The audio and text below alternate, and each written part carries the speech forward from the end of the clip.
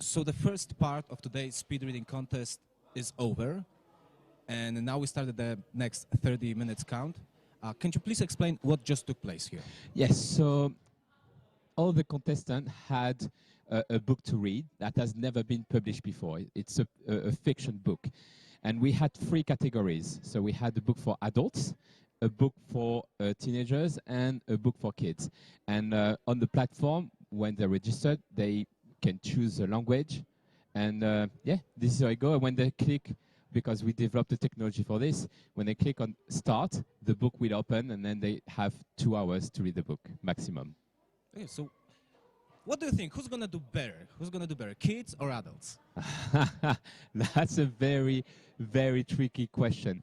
It really depends, because it's really surprising now how kids can do well, and you wouldn't notice. So that's a very hard one, because I think there's so many amazing people. I talked to a few people here, whether they were kids or adults. They went super fast. They were able to answer the question correctly, because obviously you don't want just to be fast, because what we do is we take the speed of reading, like in word per minute, and then we will multiply the number with the percentage of right answer.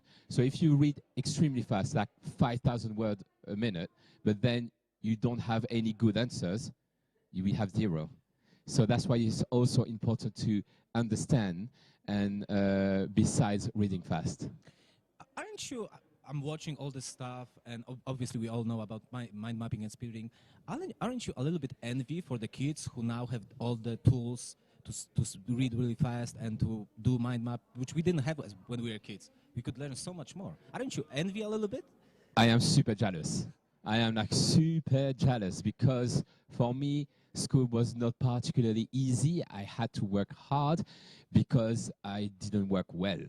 I didn't have all those tools. So when the teacher said, "Oh, you have to learn," I was like, "Okay, but how?" Say, "Just learn." Say, "Okay, well, just read the thing over and over again." But my brain didn't work this way, so I was literally wasting my brain juice and my time for something that was not useful. Whereas if I had those tools like those kids today, I would have done so much better. I'd be so much happier at school. So yes, I'm definitely jealous. So it's also amazing to spread the news, just like Tony Buzan would like us to share the literacy, mind literacy to the world. So I think it's amazing, and it's not too late for us.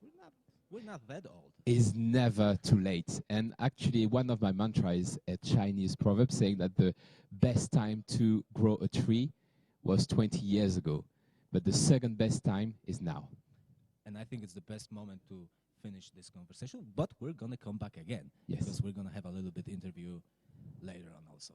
Great. Yes. Thank you. See you later.